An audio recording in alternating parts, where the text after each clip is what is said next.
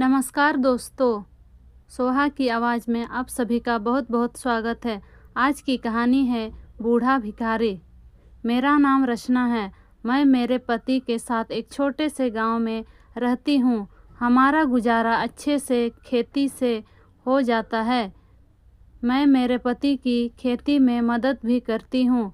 हमारे 2 बच्चे हैं, एक लड़का और लड़की। हम भले ही अमीर नहीं हैं, लेकिन घर में सुख शांति का होना ही सबसे बड़ी बात है। हमारा गांव छोटा है, तो हमें खेती का सामान और चीज़ों के लिए पास के शहर जाना होता है। जो चीज़ें पास के शहर में नहीं मिलती, तो फिर उसके लिए बड़े शहर जाना होता है। मेरे पति राजेश सोच रहे हैं कि अब वो एक नया ट्रैक्टर ले। मेरा भी अक्सर पास के शहर में आना जाना लगा रहता है, कभी घर के काम से तो कभी खेती और दूसरे कामों की वजह से। मैं औसतन 7 दिन में एक बार शहर चली ही जाती हूँ। मैं जब भी शहर जाती हूँ, मैं वहाँ मंदिर के बाहर बूढ़े भिखारी बाबा से मिलती हूँ। करीब 1 साल पहले ही वो यहाँ आए थे। मैं भी उन्हें 1 साल से देख रही हूँ। मुझे याद है, जब मैंने उन्हें पहली बार देखा तो वो काफ़ी दुखी थे। मैंने उन्हें पैसे दिए, लेकिन उन्होंने नहीं लिए। फिर अगली बार जब मैं गई तो मैंने उन्हें घर के बनाए पकवान दिए। वो देखकर वो खुश हुए और बड़े चाव से खाए। तब से ये सिलसिला शुरू हो गया। मेरा जब शहर जाना होता है, मैं उनके लिए जो भी घर से बनाया होता लेकर जाती। वो मुझे मेरे नाम से बुलाते। इन 1 सालों में उन्होंने मुझसे बहुत बातें की। मेरा घर, गांव कहाँ है, ये भी उन्हें पता है। मेरे पति नया ट्रैक्टर लेने बड़े शहर गए थे। मैं घर में अकेली थी। वो करीब 3 से 4 दिन के बाद आने वाले थे। वो जिस दिन गए, उसी शाम मुझे मेरे घर के बाहर वो बूढ़े बाबा दिखाई दिए। सारा दिन मैं खेतों पर थी, इसलिए मुझे पता नहीं चला। जब मैं शाम को आई तो मेरे घर के सामने वाले पेड़ के नीचे बैठे थे। उन्हें यहाँ देखकर मुझे अचंभा हुआ, क्योंकि 1 साल में कभी भी वो हमारे यहाँ नहीं आए थे। मैंने उनसे पूछा कि बाबा आप यहाँ कैसे? वो बोले, मुझे तुमसे कुछ बात करनी है, इसलिए आया हूँ। मैंने उस समय उनकी बात को हल्के में ले लिया और सबसे पहले उनके लिए कुछ खाने को घर से ले आई। हालांकि वो इतनी दूर से नहीं आए थे, लेकिन एक बुजुर्ग इंसान को थकावट ज़्यादा होती है। कुछ खाने के बाद वो फिर बोले कि तुम्हें मेरे साथ कहीं चलना होगा। मैंने पूछा कहाँ? वो बोले कि पास है, सुबह निकलेंगे तो शाम के पहले आ जाएंगे। तुम्हारे गांव से बस का साधन भी मिल जाएगा। मैंने बोला, आप कहाँ जाने को बोल रहे हैं, बताइए तो। वो बोले कि मैं तुम्हें अभी नहीं बता सकता, बस तुम मेरे साथ चलो। मैंने कहा कि मेरे पति नहीं हैं, वो बाहर गए हैं ट्रैक्टर लाने के लिए। वो मुझे बीच में ही टोकते हुए कहते हैं कि मुझे पता है, तुमने ही मुझे बताया था कि 3 से 4 दिन बाहर रहने वाले हैं, इसलिए मैं अभी आया हूँ। मुझे उनकी कोई बात समझ नहीं आ रही थी। एक पल के लिए मुझे यह भी लग रहा था कि शायद इनकी उम्र की वजह से आज कुछ इस तरह की बातें कर रहे हैं। मैंने उनसे कहा कि ठीक है, आप अभी आराम कर ले, कल हम सुबह चलते हैं। वो घर के बाहर वही पेड़ के नीचे ही सो गए। मैंने उस समय उनकी बातों को ध्यान नहीं दिया। मैं सोच रही थी कि शायद वो सुबह होते ही मुझे दिखाई नहीं दे, वही शहर के मंदिर वो वापस लौट जाए। लेकिन ऐसा नहीं हुआ। सुबह जल्दी ही वो मेरे घर का दरवाज़ा खटखटाने लगे। मैंने दरवाज़ा खोला। सुबह के 5 बज रहे थे। दरवाजे खोलते ही कहने लगे कि चलो रचना, चलना नहीं है? अब मैंने उनसे पूछा, आप क्या बोल रहे हैं, कहाँ जाना है? आज आपको क्या हो गया है? हालांकि मैं उन्हें पिछले 1 साल से जानती थी, लेकिन आज वो कुछ बदली बदली बातें कर रहे थे। वो बोले कि तुम्हें मेरे साथ चलना होगा। मैंने पूछा, कहाँ जाना है, आप बताओ। मेरे पति नहीं हैं। वो बोले, ज़्यादा समय नहीं लगेगा, अभी 8 बजे निकलेंगे तो शाम 5 बजे तक वापस आ जाएंगे। मुझे एक पल के लिए कुछ अजीब लगा, लेकिन फिर मैं उन्हें 1 साल से जानती थी, लेकिन उनके बारे में कुछ ज़्यादा नहीं जानती थी, इसलिए मुझे उनके साथ जाने में थोड़ा संकोच ज़रूर हो रहा था। लेकिन मैं इतना ज़रूर जानती थी कि उन पे विश्वास किया जा सकता था।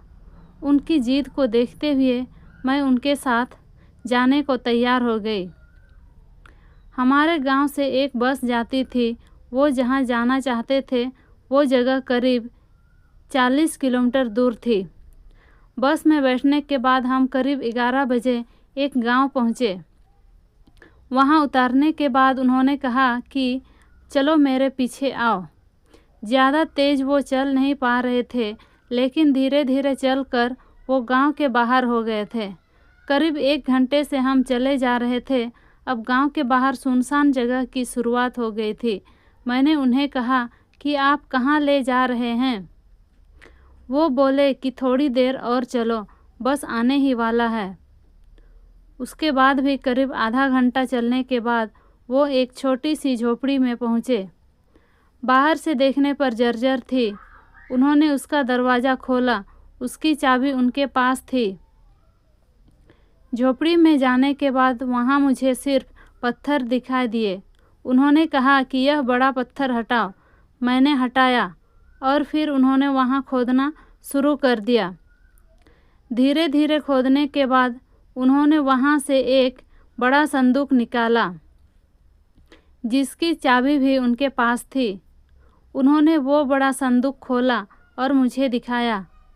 वो संदूक पैसे और जेवरात से भरा था। मैंने पूछा कि यह क्या है बाबा और किसका है? वो बोले, बेटी यह मेरा है और अब यह तुम्हारा है। यह पहली बार था जब उन्होंने मुझे बेटी कहा। मैंने कहा, आपका कहाँ से आया? उन्होंने कहा कि मैं तुम्हें पहले बताता तो तुम नहीं मानती, समझती कि मैं पागल हूँ, इसलिए मैं तुम्हें बोल ही रहा था कि मेरे साथ चलो। तब उन्होंने पहली बार अपनी कहानी सुनाई। वो बोले कि बेटी यह मेरा और मेरे बाप दादाओं का कमाया है। यह तो कुछ नहीं, मेरे पास अच्छी ज़मीन भी मेरे बेटे ने मुझे घर से निकाल दिया। अभी वो मेरे घर और ज़मीन के साथ जी रहा है।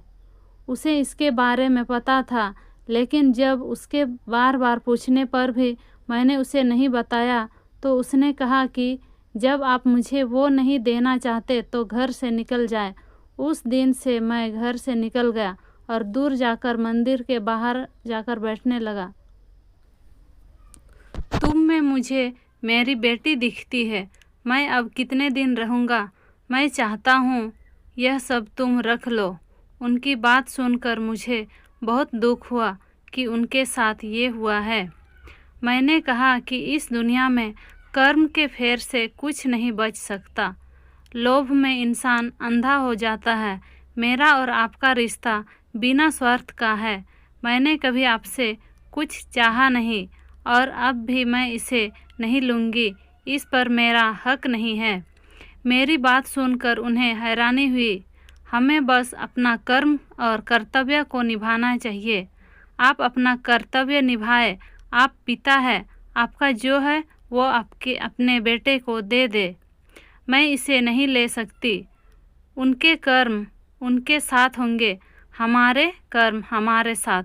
वो बोले कि बहुत पैसा है, इतना कि आसानी से जीवन निकल जाएगा। मैंने कहा कि पैसा तो आपका है, आपके पास ही था, आपका आसानी से निकला क्या? क्यों आपको मंदिर के बाहर जाकर बैठना पड़ा और इसे यहाँ छुपा कर रखना पड़ा? जो पैसा आपके घर में शांति नहीं ला सका वो मेरे साथ क्या करेगा? हम जो मेहनत से कमा रहे हैं उससे मेरा जीवन अभी शांति से चल रहा है। मुझे माफ़ करे, मैं तो कहती हूँ छोड़िए जिद और आप भी शांति से जिए, दे दे उन्हें पैसा। वो बोले कि बेटी, मैंने सोचा कि आज मैं तुम्हें कुछ धन देकर तुम्हें खुश कर दूंगा, उल्टा तुमने मुझे ही कुछ सिखा दिया। जीती रहो बेटी। मेरी बातें सुनकर वो वहीं बैठ गए। उन्होंने कहा कि अब तुम चाहो तो जा सकती हो, मैं कुछ देर यहीं रहूँगा। मैं वहाँ से आ गई। मुझे बहुत शांति अनुभव हो रही थी। करीब 7 दिन बाद मेरा शहर फिर जाना हुआ। मुझे बाबा वही बैठे दिखाई दिए। मुझे देखकर बहुत खुश हुए। पास गई तो बोले कि मैं उन्हें वो पैसे दे आया, बहुत शांति का अनुभव कर रहा हूँ। धन उनके लिए महत्वपूर्ण था तो मेरे लिए भी महत्वपूर्ण था। वो लेने की जिद पर अड़े थे और मैं ना देने की। धन के भूखे तो हम दोनों ही थे। जब तुम इतनी युवा होकर इतना धन छोड़ सकती हो तो मुझे तो मेरे कितने दिन ही बचे हैं। तुमने सच में मुझे शांति का अनुभव करा दिया। बाबा अब सच में खुश लग रहे थे। मुझे अच्छा लगा उन्हें खुशी देखकर। तो दोस्तों, आपको ये कहानी कैसी लगी? अगर आपको ये कहानी अच्छी लगी तो हमें कमेंट कर ज़रूर बताएं और हमारे चैनल को सब्सक्राइब ज़रूर